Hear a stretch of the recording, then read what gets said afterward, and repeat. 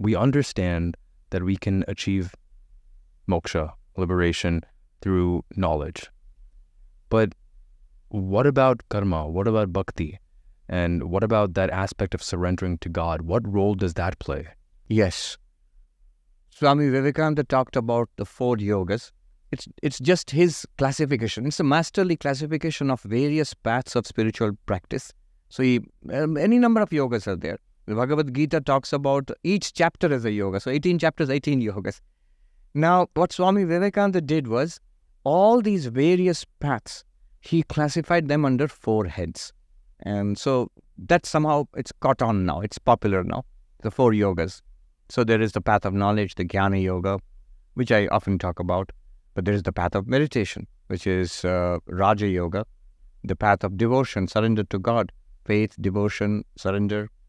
And there's the path of action, of selfless engagement with the world, Karma Yoga.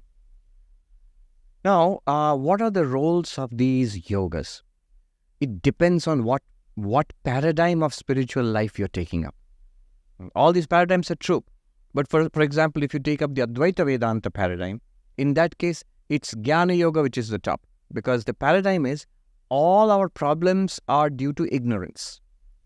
Our real nature is already perfect. Nothing has to be done. In fact, nothing can be done. There, it's you're choicelessly Satchidananda, you are free. Only you don't know it. If you don't know it, the solution is to know it. And therefore, it follows, what Americans would call a no-brainer. It follows that Jnana Yoga, the path of knowledge, is the way which will lead to freedom. The path of knowledge, you practice that, you get knowledge, knowledge overcomes ignorance, and your ever-free nature is revealed to you. That is freedom according to Jnana Yoga. Now you ask, what about the others? What would a Jnana Yogi, what would Shankara and his followers say about meditation, about service, about devotion? They would say they are all very, very useful.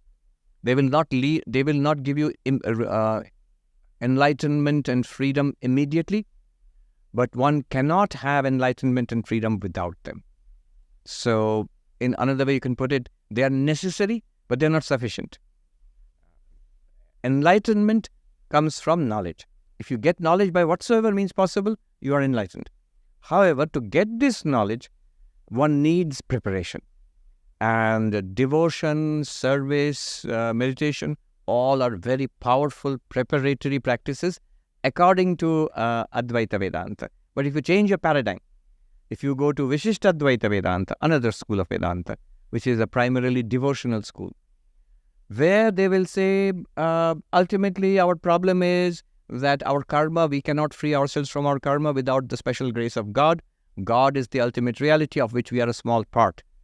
Your knowledge can only take you so far. Ultimately, one has to have devotion to that God, which is the whole of this, of all of reality. And by the grace of God, we are freed from the bondage of karma.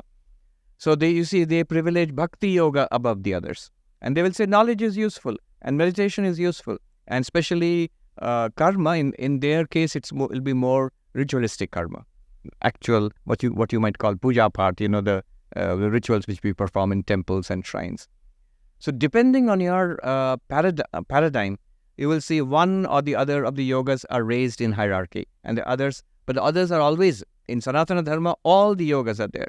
In Sanatana Dharma, in Hinduism, generally a spiritual practitioner would be devotional, would be have some component of study of Shastras and inquiry into Shastras, would have some component of meditation and some component of action. It might be ritualistic action, might be just pujas and fire sacrifices or something like that, but action. Swami Vivekananda, what he said was, his addition to this was, any one of these can lead you to enlightenment. And he said, by any one of them, by more than one of them, one of those 4, or by all of them, be free. That is the whole of religion. Books, temples, doctrines, churches are secondary details.